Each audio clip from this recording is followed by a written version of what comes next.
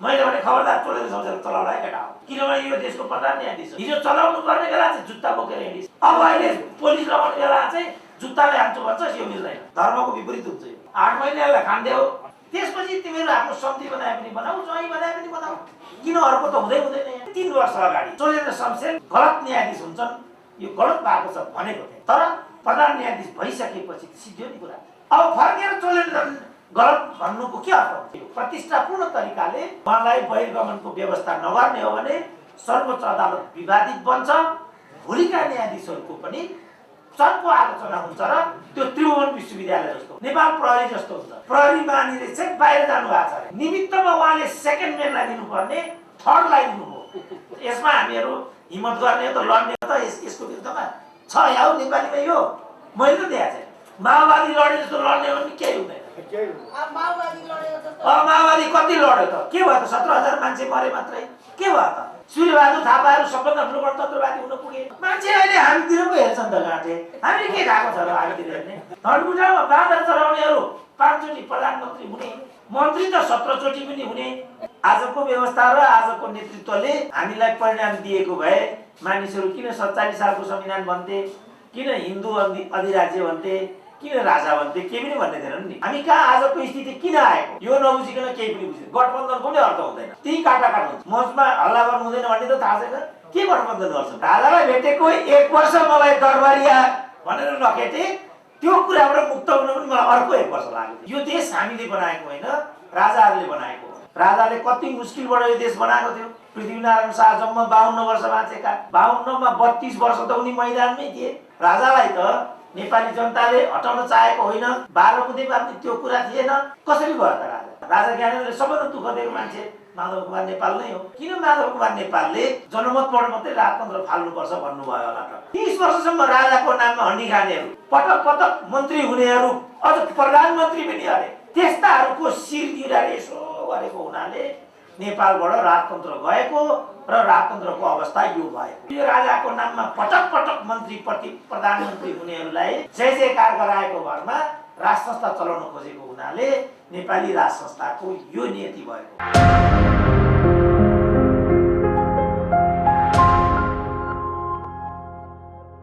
47 सालको संविधान के हो, हिन्दू अधिराज्य भनेको के हो, धर्मनिरपेक्षता भनेको के हो, त्यसपछिका परिवर्तनहरू के हुन्, यावत प्रश्नहरूको उत्तर आजको विषयवस्तु हो। कतिपय साथीहरूले त 47 सालको संविधानले नै गणतन्त्र ल्यायो सम्म ठोकिदिए। मैले बुझेको 47 सालको संविधानलाई हान्ने क्रममा आजको राजनीति आएको हो। अब लमै ग्रेजुएट गरेका मान्छेको बुझाइ त्यस्तो रहेछ, आम मान्छेको बुझाइ कस्तो होला, समस्या हुन्छ नि। 47 सालको संविधानलाई आफ्नो प्रकारले बुझ्न थाले राजनीतिक दलहरू। माओवादीले त्यही बेला 47 सालको संविधानको बाटो हुँदैन भनेर 52 साल परिकल्पना गर्यो। त्यस बीचबाट 59-60 मा आएर राजाले फेरि 17 साल घटाए। त्यो 17 सालको विरुद्धमा दोस्रो जनआन्दोलन भयो। त्यसपछि 63 सालको अन्तरिम संविधान आयो। 47 सालको संविधान त ती गइहाल्यो र त्यही 63 सालको संविधानमा संविधान सभाको परिकल्पना गरियो। त्यही संविधान सभा मार्फत नेपालमा आजको राजनीतिक व्यवस्था 2072 सालको संविधान ल्याइएको हो। मैले बुझेको राजनीतिक विकास चाहिँ यो हो यस 10-15 वर्षको। अब योभन्दा परतिर बुझेको हो भने त फेरि बुझाइमै हामीले विचरण गर्नु पर्यो, के बुझाइ हो, त्यसको आधार के हो। किनभने ठिक नबुझिकन गन्तव्यमा पुग्न सकिँदैन। मान्छेलाई के रोग लागेको भन्ने निर्दिष्ट नगरिकन ट्रिटमेन्टमा गइयो भने त्यसबाट चाहिँ रियाक्सन हुन्छ, उल्टो प्रतिक्रिया उत्पन्न हुन्छ। त्यसकारण डाक्टरले युरिन भन्छ, स्टुल भन्छ, एमआरआई भन्छ, केयुबी भन्छ, एक्सरे भन्छ। सम्पूर्ण कुरा भनिसकेपछि यसो हेर्छ, ल तपाईँको त यस्तो रहेछ भनिदिन्छ। हाम्रो नेपालमा त त्यति पनि भन्न नसकेको हुनाले भुतुभुतु हामीहरू मर्ने स्थिति र उपचारको लागि विदेश जानुपर्ने स्थिति छ। यी उपचार हुने भए किन विदेश जानु पर्थ्यो र? पर्दैन थियो। यही संविधानले गर्ने भए अर्को संविधान किन चाहिन्थ्यो र? चाहिँदैन थियो। यही नेताले भए अर्को नेता किन चाहिन्थ्यो र? चाहिँदैन थियो। आजको व्यवस्था र आजको नेतृत्वले हामीलाई परिणाम दिएको भए मानिसहरू किन 47 सालको संविधान भन्थे, किन हिन्दू अधिराज्य भन्थे, किन राजा भन्थे, के पनि भन्ने थिएनन् नि। त्यसकारण रोग के हो त्योमा हामी ध्यान केन्द्रित गर्नु पर्यो। के रोग लागेको छ हामीलाई? के रोगले राजतन्त्रलाई खायो? आज के रोगले अदालतमा त्यो छटपटाट भइराखेको छ? कुन चाहिँ रोग हो त्यो? त्यही पत्ता नलागिकन गम सुई दिन थाल्यो भने त के हुन्छ त्यहाँ? मेरो एउटा साथीले भन्नुभयो यो कोभिडको सन्दर्भमा पाटन अस्पतालमा भर्ना भएको अरे जम्मा 128 वटा भ्याक्सिन दिए भन्नुहुन्छ। चान्चुन होइन, ठ्याक्कै 128 वटा। चान्चुन त्यस्तो राम भरोसा यत्रो ठुलो प्राणाले ठ्याक्कै 128 वटा। मैले सुनेको यसको कुनै औषधि पनि छैन, यसको कुनै भ्याक्सिन पनि छैन, केही पनि छैन। अनि 128 चाहिँ के हो त भनेर सोधेँ मैले। यो के को अरे त 128 भन्दा उहाँले भन्नुहुन्थ्यो एन्टिबायोटिक भनेर। अब कोभिडमा एन्टिबायोटिक लाग्छ कि लाग्दैन? अघि मैले भने यसमा कुनै औषधि नै छैन, परहेज र सामान्य ट्रिटमेन्ट सिटामोल यस्तो मात्रै यसको, अथवा अक्सिजन दिने, यो मात्रै हो मैले सुनेको त। त्यसपछि उहाँ बल्ल तल्ल बाँचे, 5 लाख जति खर्च भयो। यो चाहिँ अर्ध सरकारी भएको हुनाले 5 लाखले काम चल्यो, होइन भने 20-25 लाख जति हुन्थ्यो होला भन्नुहुन्थ्यो उहाँले। बल्ल तम्रेर उहाँ घर जान भनेर झापा पुग्नुभयो। अहिले अवस्था के छ त भनेर म यहाँबाट सोध्छु। उहाँ भन्नुहुन्छ अरू त ठिकै हो, तर खुट्टा टेक्न सकिरहेको छैन। त्यस्तो भन्नुभयो। अब उहाँ किन खुट्टा नटेक्ने अवस्थामा पुग्नु भयो त? लटीपटी पनि सक्यो, किनभने उहाँको त अघि मैले भने सानो रकम मात्रै खर्च भयो, तर यहाँ मान्छेको 1 करोडसम्म खर्च भएको पुष्टि भएको छ। 1 करोडसम्म खर्च भएको छ। खर्च भइसकेपछि ऊ दिवंगत पनि भएको छ।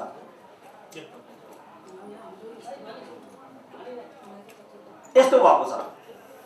अब यस्तो किन भयो त भन्दा हामीलाई कोभिड भन्ने के हो, यो कसरी उत्पत्ति भयो, कहाँबाट आयो भन्ने कुरा कसैलाई पनि थाहा छैन।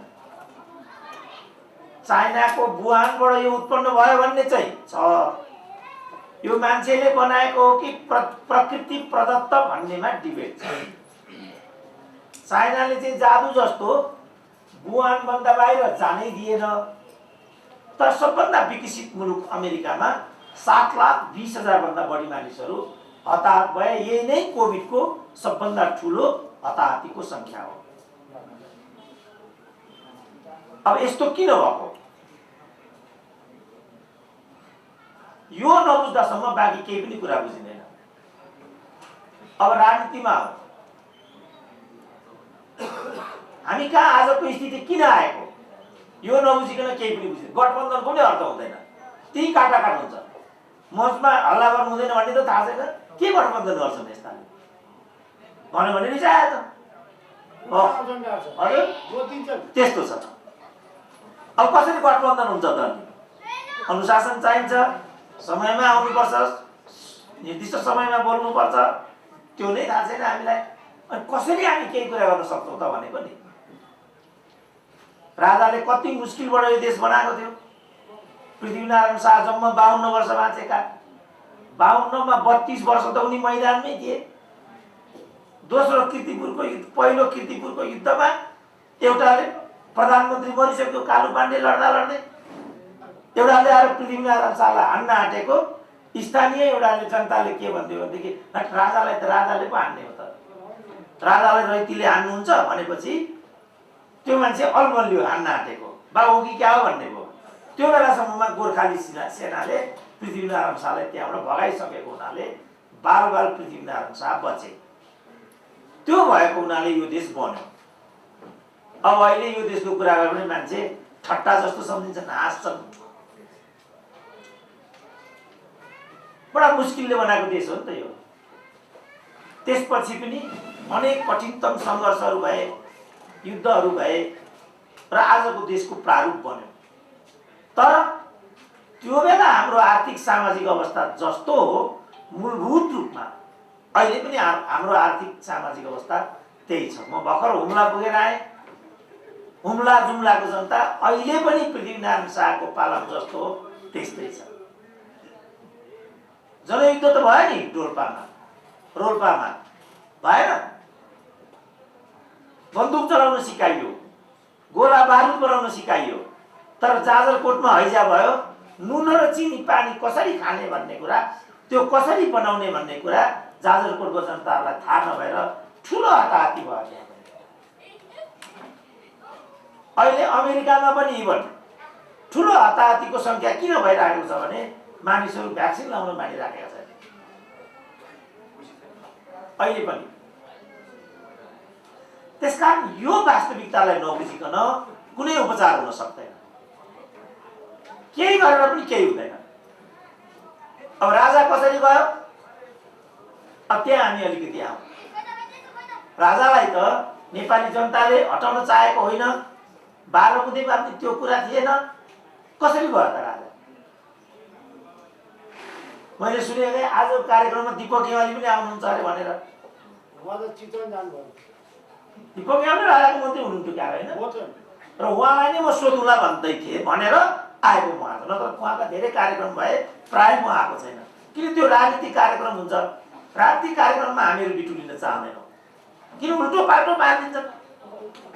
एउटा यो मस्टो भन्नेवालाको कार्यक्रम थियो, म त्यहाँ गएको त त्यहाँबाट मलाई आफूलाई प्रशोधन गर्न 1 वर्ष लाग्यो। त्यो कार्यक्रम नै सुरेन्द्र केसीले गरिदिएको हो भनिदिए फेनेटिक्सहरूले।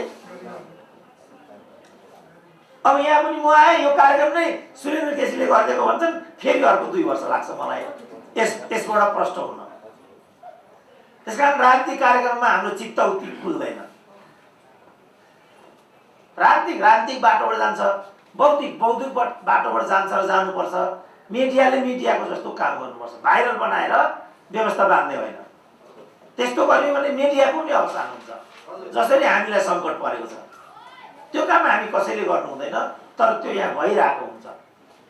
त्यसकारण म दिपक गेवालीलाई सोध्नेमा थिएँ, तपाईँहरूले के त्यस्तो कर्म गर्नुभयो जसले गर्दा राजतन्त्र गयो? के कर्म गर्नुभयो त्यहाँ? राजैलाई पनि भेटेँ मैले 1 वर्ष अगाडि। राजालाई भेटेको 1 वर्ष मलाई दरबारिया भनेर नखेटे, त्यो कुराबाट मुक्त हुन पनि मलाई अर्को 1 वर्ष लाग्यो। राजालाई भेट्दैमा दरबारिया भइँदैन, मस्टोको कार्यक्रममा जाँदैमा झाँक्री भइँदैन, पत्रकारको कार्यक्रममा जाँदैमा पत्रकार भइँदैन। अब यति त हामीलाई थाहा छैन। अनि कसरी हामी समाज बदल्न सक्छौँ त? त्यसपछि 12 बुँदेमा पनि राजतन्त्र अन्त्यको कुरा थिएन, निरङ्कुश राजतन्त्रको अन्त्यको कुरा मात्रै थियो। 12 बुँदेमा धर्मनिरपेक्षको कुरा पनि थिएन, धर्मनिरपेक्ष भयो, गणतन्त्र भयो। इभन नेकपा एमाले जो चाहिँ त्यति बेला माधव नेपालको नेतृत्वमा थियो, गणतन्त्र स्थापनाको कुरा गरे 2063 कार्तिक 22 गते बालुवाटारमा 7 दलले। त्यसमा अरू सबैले गणतन्त्रमा जाने पक्षमा मतदान गरे। नेकपा एमाले माधव कुमार नेपालले मान्नु भएन र नोट अफ डिसेन्ट लेख्नुभयो। के भन्नुभयो भने अत राजतन्त्रको हकमा नेपाल, माधव कुमार नेपाल पृथक मत राख्दछ र जनमत सङ्ग्रहबाट मात्रै राजतन्त्रको बारेमा निरूपण गरियोस् भन्ने पक्षमा छ भनेर लेख्नुभयो। तपाईँलाई थाहा छ राजा ज्ञानेन्द्रले सबैभन्दा दुःख दिएको मान्छे माधव कुमार नेपाल नै हो।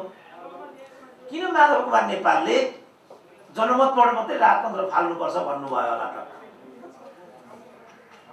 यही कुरा राप्रपाले, कमल थापाले, अरूहरूले दोस्रो संविधान सभाको बेला त्यहाँ राखिदिएको भए यो एउटा ठुलो मुद्दा बन्थ्यो। 30 वर्षसम्म राजाको नाममा हन्डी खानेहरू, पटक पटक मन्त्री हुनेहरू, अझ प्रधानमन्त्री पनि अरे। बाबरे, सुरेन्द्र केसी मन्त्रीसम्म भएको छैन, उनीहरू त प्रधानमन्त्री पो अरे। त्यस्ताहरूको शिरतिर यसो गरेको हुनाले नेपालबाट राजतन्त्र गएको र राजतन्त्रको अवस्था यो भएको यो ट्रिटमेन्ट। अब यो ट्रिटमेन्ट नगरिकन राजतन्त्र हिन्दू राज्य अनि 47 सालको संविधान भनेर कहाँ त्यो सब आउँछ र आउँदैन नि। डाक्टर साहब अहिले त सिलवाल दाइले नै प्रधानमन्त्री घोषणा गरिसक्नु। नागरिक सरकार होला नि त्यो त। नागरिक सरकार हो नि, डाक्टर साहबले बक्सियो भने पाउने। मेरो प्रधानमन्त्री तपाईँले हो। त्यसकारण मेरो भनाइ के छ भने सबभन्दा पहिला हामी रोग के हो त्यो कुराको, प्रेसर कति छ, डायबिटिज छ कि छैन,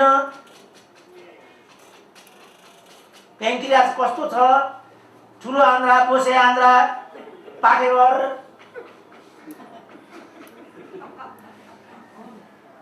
त्यो सब नहेरिकन हुँदैन। दिदीबहिनीहरू अधिकांश किन मर्दा छन् सुत्केरी क्रममा भनेको त पाकेघर सानो भएको अवस्थाको बच्चालाई 7 महिनाभन्दा बढी जान दियो भने एक खालका दिदीबहिनीहरू सुत्केरी भएर हुन नसक्ने कारण त्यो रहेछ। सिजरिन किन गरिँदो रहेछ भने 7 महिनाभन्दा बढी जान दियो भनेदेखि त्यो सुत्केरी मर्ने खतरा हुँदो रहेछ, अनि सिजरिन गरिनु रहेछ। अब बिचारा हाम्रा दिदीबहिनीहरूलाई त्यो थाहै नपाइकन लाखौँ होइन करोडौँ दिदीबहिनीहरू विश्वबाट दिवंगत भएर गए होला। राजतन्त्रको कुरा पनि त्यही हो। राजतन्त्र कसरी बचाउन सकिन्छ, राजतन्त्रले कसरी शासन गर्नुपर्छ त्यो विधि परिकल्पना गर्नुपर्थ्यो। जस्तो जापानको राजतन्त्र, बेल्जियमको राजतन्त्र, थाइल्यान्डको राजतन्त्र, बेलायतको राजतन्त्र, मुस्लिम कन्ट्रीहरूमा पनि छन् निरङ्कुश राजतन्त्रहरू छन्, आफ्नै विधिका राजतन्त्रहरू छन्। तर जापानको राजतन्त्र, थाइल्यान्डको राजतन्त्र, बेल्जियमको राजतन्त्र, युकेको राजतन्त्र निकै सम्मानित मानिन्छ। तर राजतन्त्र पनि त्यहाँ सीमाभित्र बस्दो रहेछ। जस्तो जापानमा राजपरिवारले सर्वसाधारणसँग वैवाहिक सम्बन्ध गर्ने हो भने राजकीय अधिकार जम्मै छोड्नु पर्छ, छोड्दा छन् पहिले स्वेच्छाले। थाइल्यान्डमा राजपरिवारले कुनै किसिमको व्यावसायिक कामहरू गर्न नपाइने। थाइल्यान्डमा, युकेमा राजतन्त्रले विवादास्पद कामहरू गर्न नपाइने। चार्ल्सले विवादास्पद काम गरेको हुनाले, डायनाको प्रकरण आएको हुनाले बेलायतको राजतन्त्र अत्यन्त विवादित बन्यो। तर बुढी महारानीको जो 100 वर्षको वरिपरि हुनुहुन्छ, बुढी महारानीको कारणले, उनको उच्च छविको कारणले त्यो राजतन्त्र अहिले पनि सुरक्षित छ। भर्खरै उनका पति दिवंगत भए, निकै राम्रो सहयोग थियो, हस्बेन्ड वाइफ अत्यन्त मिलेको भन्ने एउटा विश्वव्यापी दृष्टान्त पनि थियो। तर उनको जो उत्तराधिकारी चार्ल्स छन् ती अत्यन्त विवादित भएको हुनाले चार्ल्स नै राजा हुने हो भने ब्रिटिस नागरिकहरू बेलायतमा राजतन्त्र रहने कि नरहने भनेर विमर्श गरिराखेका हुन्छन्। किनभने चार्ल्स अत्यन्त अलोकप्रिय छन्। चार्ल्सका छोरा विलियम चाहिँ अलिकति लोकप्रिय छन्। बाबुको चालमाल देखेर आफ्नै आमामाथि दुर्व्यवहार भएको कुरा सम्झेर कान्छा राजकुमारले चाहिँ राजपाटै छोडे। राजतन्त्रका यी केही नुस्खाहरू हुन्, केही दृष्टान्तहरू हुन्। यो सबै कुरालाई केलाएर, यो सबै कुरालाई बुझेर हामीले यहाँको राजतन्त्रलाई कसरी व्यवस्थापन गर्ने, यो राजतन्त्रका बारेमा विमर्श गरिनुपर्ने उपयुक्त विषय थियो, समय थियो। त्यतातिर नगएर जुन यो राजाको नाममा पटक पटक मन्त्री प्रधानमन्त्री हुनेहरूलाई जय जयकार गराएको भरमा राज संस्था चलाउन खोजेको हुनाले नेपाली राज संस्थाको यो नियति भएको। यो नबुझी केही पनि बुझिँदैन। मैले बुझेको थिएँ दरबार भत्ता पाल्ने मिलेका छन्। अब तपाईँ त गुरिल्ला भएको होला त्यसरी बोल्नुभयो, म त प्राणा भन्छन् त्यसरी बोल्न पनि मिलेन। सैद्धान्तिक व्याख्या गर्नुपर्छ। मैले सैद्धान्तिक व्याख्या के त भन्दा जस्तो म एकचोटि युकेमा थिएँ, त्यहाँ राजकुमारी एन भनेको अरे उनी हिँड्दा हिँड्दै उनको कुकुरले एउटा सार्वजनिक मान्छेलाई टोकिदिएछ। हङ्गामा हो, राजकुमारीको कुकुरले पब्लिकलाई टोकिदियो भनेर राजकुमारीले 4 चोटि माफी मागिन्, सम्पूर्ण उपचार गरिन्, 5000 पाउन्ड क्षतिपूर्ति पनि दिइन्, फेरि राष्ट्रसँग एकचोटि क्षमा मागेर म यस्तो गल्ती फेरि कहिल्यै गर्दिनँ। थाइल्यान्डको 10 वर्ष अगाडि त्यस्तै भएको राज परिवारको एउटा सदस्यले, उनी पनि राजकुमारी नै थिइन्, उनले चाहिँ व्यवसाय गरेको भनेर एउटा टिप्पणी आयो सार्वजनिक रूपमा। अहिलेको नवराज सिलवाल, नवराज सुवेदी पञ्चायतकालका लामो अवधिसम्म मन्त्री भएका हुन्। तिनको एउटा किताब पढ्दैछु, इतिहासको एउटा कालखण्ड भन्ने। हिजो मात्रै हाम्रो सिलवाल जिल्ला भेट्न गएको पाटनमा त्यही पुस्तक पसलबाट त्यो किताब यसो हेरेको, त्यो पुस्तक रहेछ, म लिएर आएँ। त्यहाँ म पढ्दै थिएँ, अन्तरङ्ग राज परिवारभित्र राजा महेन्द्रले दिने निर्देशनहरू, राज परिवारका सदस्यहरूको दुष्चरित्र, तिनले दिने दबाब, धम्की, त्यसबाट कसरी बच्ने, राजा महेन्द्रको त्यसमा के अभिप्राय हुन्थ्यो, यावत कुराहरू सविस्तारमा त्यो किताबमा लेखेको मैले पढेँ। र राजाले महेन्द्रले त्यसमा के भनेको रहेछ भनेदेखि जस्तो सुकै दबाब आए पनि, जे भए पनि त्यो राज परिवार भनेर राज परिवारका सदस्यहरूले फाइदा लिन खोज्ने यावत कुराहरूको अगाडि तिमी कहिले पनि नझुक्नु। महेन्द्रले यो भनेको रहेछ। एकदमै चर्को दबाब आउने, त्यसमा ज्ञानेन्द्रको पनि नाम छ। चर्को दबाब दिने मध्येमा ज्ञानेन्द्रको नाम पनि छ, त्यहाँ एउटा नाम। पछि वीरेन्द्रको पालामा यस्तो हुन नसकेको हुनाले राज संस्था गएको हो भन्ने त्यो किताबको निष्कर्ष छ। यस्तो किन भयो त? यो के कारणले यस्तो भएको? त्यसकारण मैले ज्ञानेन्द्रसँग भेट्दा भनेको थिएँ, सरकार हजुरको लागि सबभन्दा सुरक्षित अवस्था यो छ। किनभने जब फेरि राजा राजा हुन्छ, राजाले आफ्नो शासन राजपाट गर्नको लागि जुन पात्र र प्रवृत्तिलाई अगाडि बढाउँछन्, उनीहरूले त्यो कुरा इतिहासबाट सिक्दैनन् भन्ने कुरा घटनाले पुष्टि गरेको छ। त्यसपछि जुन अहिले यो दल भन्ने 7 दल इत्यादि भन्ने छ, यो बारमा जुन सङ्घर्ष गरिराखेका कानुन व्यवसायीहरू छन्, पत्रकारहरू जो छन्, बौद्धिकहरू, नागरिक समाज जो छ, तिनीहरू फेरि एकगठ हुन्छन् र कथा दोहोऱ्याउँछन्। त्यसपछि कस्तो परिदृश्य अगाडि आउँछ होला त? किन मैले त्यो भनेको भने यो देश हामीले बनाएको होइन, राजाहरूले बनाएको हो। यसबापत उनीहरूलाई उचित दण्ड दिनु एउटा कुरा हो, सीमा नागेर दण्ड दिनु अनुचित हुन्छ। जस्तो अहिले प्रधान न्यायाधीशकै कुरा आयो नि, हाम्रो प्रेम कैदीले एउटा भाषामा भन्नु हो, प्रकाशजीले अर्को भाषामा भन्नु हो। मैले उहाँहरूले यसरी बोल्नुभन्दा पनि 3 वर्ष अगाडि चोलेन्द्र शमशेर गलत न्यायाधीश हुन्छन्, यो गलत भएको छ भनेको थिएँ।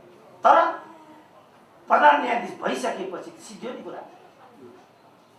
अब फर्केर चोलेन्द्र गलत भन्नुको के अर्थ हुन्छ?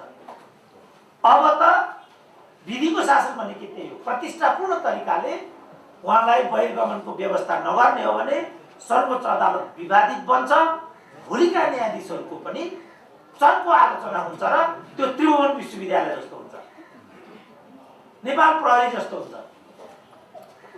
अब अहिले नेपाल प्रहरीमा किन राजनीतिक रूपमा यति गिजोले त्यहाँ त्यो नेपाल प्रहरीलाई अहिले लेटेस्ट मैले के सुने भने प्रहरी महानिरीक्षक बाहिर जानु भएको छ अरे। निमित्तमा उहाँले सेकेन्ड म्यानलाई दिनुपर्ने थर्डलाई दिनुभयो। चेन अफ कमान्ड बिग्रियो भनेर सेकेन्ड चाहिँ निराश भएर बिदा भयो। अब के हुन्छ त नेपाल प्रहरीको चेन अफ कमान्ड के हुन्छ? अब त्रिभुवन विश्वविद्यालयले निर्देशित समाप्त बनाए। कूटनीतिलाई यिनीहरूले त्यसरी नै समाप्त बनाए। राजनीति त समाप्त भएकै थियो। उनीहरू हान्दै न्यायालय बैठकमा आए। खुदा नखास्ता मेरो चोरेसँग चिन्ता पनि छैन, नातागोता पनि पर्दैन। म भारीको कि पहाडको कहाँको लिम्बुवानको केटो, यिनीहरू यहाँका राज खलक राजाका सम्धिहरू नि यिनीहरू फेरि टाउको यत्रो भएका त्यस्ता।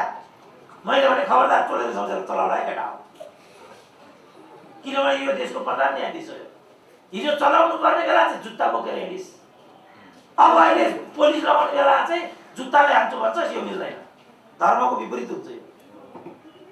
8 महिनालाई खान्देऊ, त्यसपछि तिमीहरू आफ्नो सम्धि बनाए पनि बनाऊ, ज्वाइँ बनाए पनि बनाऊ, किन अर्को त हुँदैन यहाँ।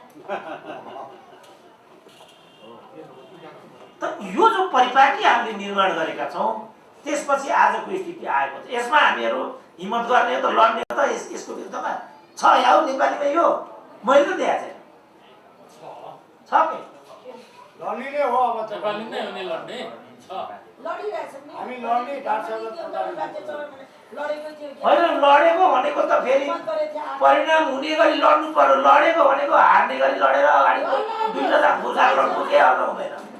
माओवादी लडे जस्तो लड्ने हो भने केही हुँदैन। माओवादी कति लड्यो त? के भयो त? 17,000 मान्छे मरे मात्रै, के भयो त? अघि कुरा आयो, के भयो त? केही हुनु भनेको रोजगारी हुनु हो, उद्योग खोल्नु हो, अनुशासन बन्नु। मैले कति भने त? नेपाली भन्ने त लज्जाले चुल्लुमा पानी चोरी जुन बाटो तपाईँहरू आउनुभयो कस्तो छ त्यो भन्नु त? यो भ्रिकुटी मण्डप परिसरको मात्रै महिनाको केही नभए 10 लाखको इन्कम होला। ल हेर त, यिनीहरू जिउँदा मान्छे बस्ने ठाउँ हो त, जिउँदा मान्छे आउने ठाउँ हो यो। 35 लाख जुन परिसरको इन्कम छ त्यसको बाटो यस्तो हुनुपर्ने? कुनै मान्छे हिँड्ने ठाउँ, मान्छे बस्ने ठाउँ हो यो? म त यिनीहरूलाई मान्छे ठान्दिनँ, जेतो पर्ला म ठान्दिनँ।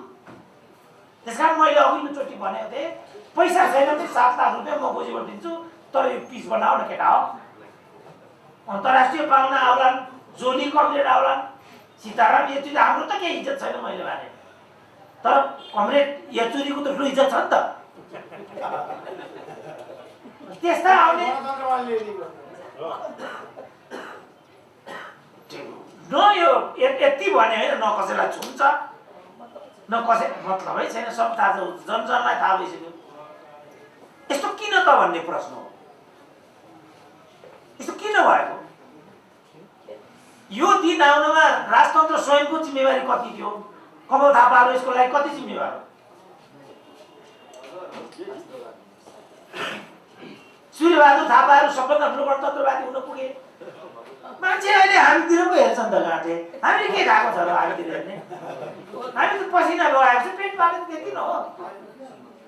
न यो देश बेच्नुपर्छ भनेका छौँ, न सरकार केही पाइन्छ कि भनेका छौँ, न कहिले केही भएका छौँ। यी हुनेहरू धनकुटामा बाँदर चराउनेहरू 5 चोटि प्रधानमन्त्री हुने, मन्त्री त 17 चोटि पनि हुने। उही त्यति बेर हेमबहादुर मल्ललाई भेट्न गएको अरे एउटा पञ्च, हाम्रो मधेसको नेता हुनुहुन्छ यहाँ। मान्यज्यू चिया ल्याउनु यहाँ साथीहरू आए भन्थे, को रहेछ भनेको त हेमबहादुरकै बाबामा श्रीमतीलाई मान्ने बनाएको थियो नि त। धनुषाका जनताले भोट हालेको, राजनीतिको लाग्यो नि होइन।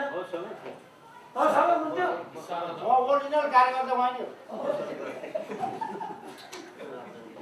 अनि पछि एकचोटि म हेमबहादुर मल्ललाई भेट्न गएँ। बाफ्रे बाफ्रे बाफ्रे, हेमबहादुर मल्ल त उहाँ त एकदम अघि तपाईँ थाहा छैन कस्तो बोल्नुहुन्थ्यो। त्यसपछि आजको दिन आएको छ। म त इतिहासको विद्यार्थी हुँ, सबै मलाई सामग्री चाहिन्छ, सूचना चाहिन्छ, तर त्यसलाई म चाहिँ एउटा सैद्धान्तिकरण गरेर व्याख्या गरिदिने। मेरो यो एउटा धर्म छ भनौँ न, इतिहासको विद्यार्थीको धर्म। सबैले आफ्नो धर्म, यहाँ त धर्म पनि पालन गर्दैन। ठाडो टिको लगाउँछन्, रामनामी पहेँलो लुगा लगाउँछन्, रातभरि भट्टीमा जान्छन्, अनि दिउँसो आएर हिन्दू राज्य हुनुपर्छ भन्छन्। अनि त्यसै हुन्छ हिन्दू राज्य? पहेँलो लुगा लगाउनु हुँदैन, लगाइसकेपछि त्यसको धर्ममा बस्नुपर्छ। तर तिनीहरूको चाहिँ प्रभुत्व भयो क्या, प्रधानमन्त्री भयो तिनीहरू नै। समस्या त्यहाँ भयो। अब पशुपति विकास कोषको सदस्य सचिव को हुन्छ? हामी हुन्छ होला। पशुपतिमा पिएचडी गर्नेहरू छन्। हाम्रो प्रधानमन्त्री आउनुको फेरि भयङ्कर प्रधानमन्त्री। त्यस कारण अब म जनताले धेरै भयो भनेपछि बोल्नु हुँदैन, म छोड्छु।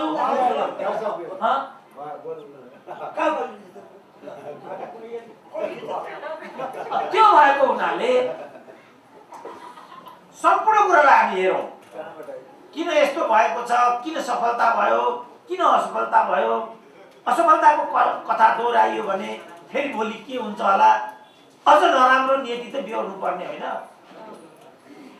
त्यो सबै आकलन गरेर उहाँहरूको कार्यक्रम भएको हुनाले उहाँहरूलाई मेरो के भन्नु छ भने तपाईहरु यो आकलन गरेर मात्रै अगाडि बढ्नु होला। यो आकलन नगरिकन अगाडि बढ्नु हो भने फेरि ती झगडा गर्न थाल्नु होला। नेपालीको बानी के हुन्छ भने पहिला को बोल्ने, सभापति को हुने, म बोल्न पाउने कि नपाउने भन्नेमै झगडा हुन्छ। सम्बोधन गर्दा मलाई श्रीमान भनियो कि भनिएन, भनियो भने किन भनियो। अब यस्तो कुरामा झगडा गर्न थालेपछि त गठबन्धन कायम जाँदैन।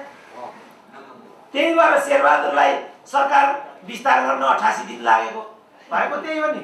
बल्ल बल्ल बल्ल बल्ल बनाए, खुत्लुकै अगाडि भोलिपट्टि दाँत अगाडिपट्टिको मुस्किहाल्नु।